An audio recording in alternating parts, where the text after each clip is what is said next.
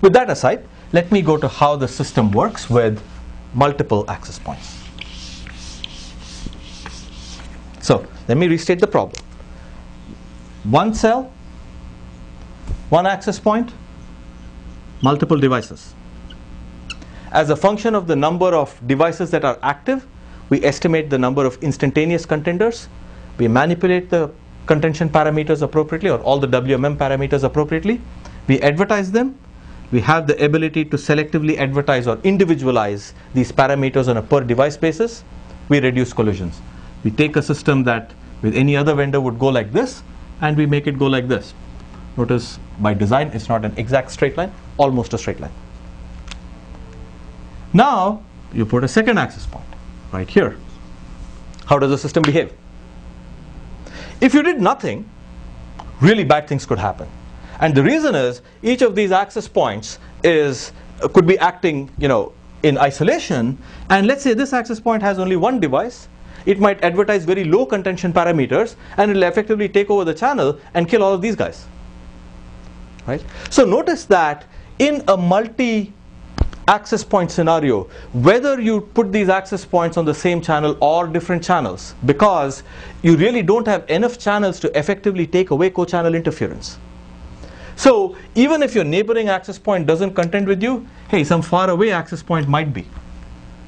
It is really important, in order to build a network that scales, to ensure that access points that are on the same channel understand the load on that channel and then advertise or adjust these contention parameters appropriately. So the way we do that is that each access point advertises its load on each of these, each of the different traffic classes. So every access point understands not only its own load, it understands the load in its entire neighborhood.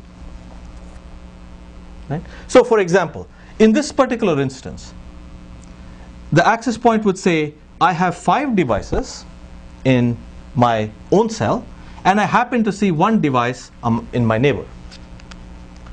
If you have multiple neighbors, what you end up doing is you look at my load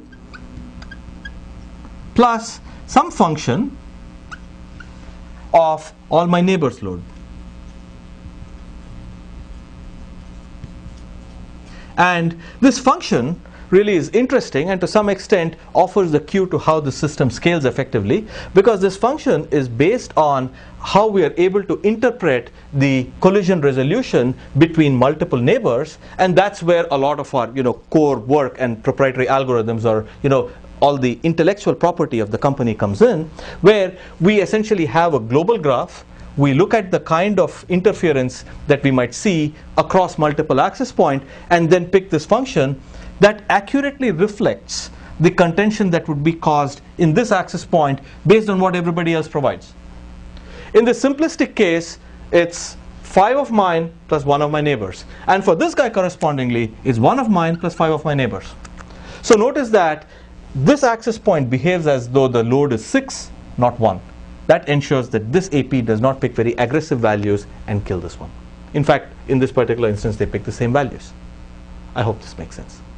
So once we get to this point, notice that we look at the entire neighborhood and then pick these values and appropriately decide we are not really at this point, but in terms of effective number of contenders, we are here.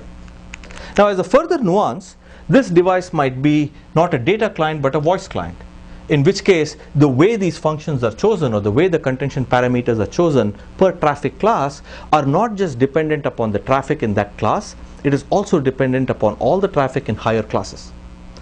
And the point I'm trying to make here is, regardless of whether the voice client was in this access point or in this access point, the contention parameters for data will be chosen in order to reflect that.